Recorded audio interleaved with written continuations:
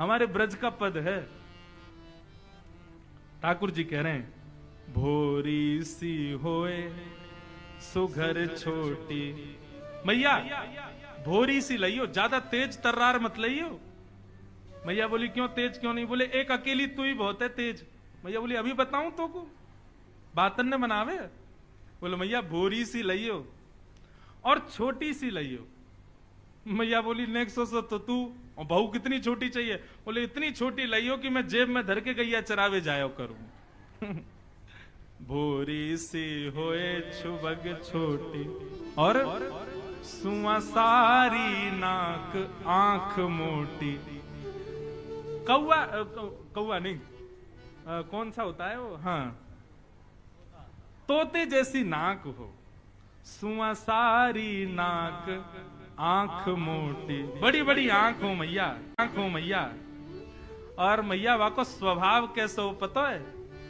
तोते छिपाए मुख घूंघट में मुस्का जाए थोड़ी थोड़ी। मैया जैसे ही तू वाके सामने आयो करे सोई घूंघट कर ले और वही मुस्कुरा जाए करे, ऐसी बहू लिया। मैया बोली वारे लाला कौन सिखावे तो को ये सब बात? बोले मेरे गुरुजी मधुमंगल श्री धामा वही सिखा मैं। लोग बाग ठाकुर जी को चम्मच से दूध पिला रहे हैं, अब वो चम्मच से दूध पी गए। देखिए देखिए मेरे ठाकुर जी ने दूध पिया। क्यों? ठाकुर जी इसी भय के कारण लीला नहीं करते। प्रेम का ढिंडोरा पीटोगे तो प्रेम नष्ट हो जाएगा। प्रेम को गोपनीय रखना चाहिए।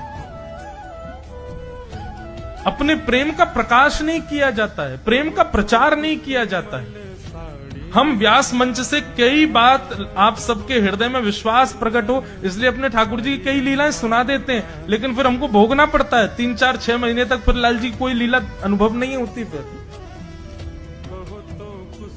प्रेम का प्रकाश करने से प्रेम घटता है, इसलिए प्रेम को जितना हो सके छुपाओ, गोपनीय रखो, उसका प्रकाश मत करो।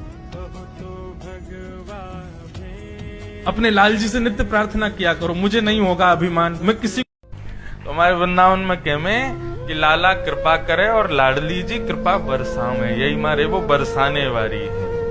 वृंदावन में एक और सूरदास हुए, एक सूरदास तो प्रसिद्ध हैं, सब सुनते हैं। एक और सूरदास हुए, उनके भी नेत्र नहीं थे, केवल श्री वृंदावन राधा कृष्ण राधा मोहन यही गुणगान करते थे। एक दिन ठाकुर जी प्रकट हो गए और प्रकट होकर के बोले बाबा चलो मैं आ गए हो, तुमने बहुत नाम गायो मेरो, चलो मांग लो कहा चाहिए। बाबा बोले अकेले आप तो बुलाए ना है, हमने कही श्री जी को संग लेके आई हो। बोले हाँ श्री जी संग आई हैं। तो बाबा जोर जोर से रोने लगे। बोले लाला तू झूठ बोल रहा है। ठाकुर जी बोले क्यों, मैं झूठ क्यों बोल रहा हूँ? बोले श्री जी यदि आती ना तो वो इतनी कृपालु है कि विचार मुझ देख ही नहीं पाती कि मैं बिना नेत्रन के हूँ। वो आते ही सबसे पहले मुझको नेत्र प्रदान करती। वो इतनी कृपालु है कि इतनी देर भी खड़े खड़े देखेंगी नहीं कि ये देख ना पा रहे है। इतने में ही श्री जी प्रकट हुई और श्री जी के प्रकट होते ही बाबा के नेत्र प्रकट हो। प्रकट होते ही सामने युगल स्वरूप का दर्शन कर लिया।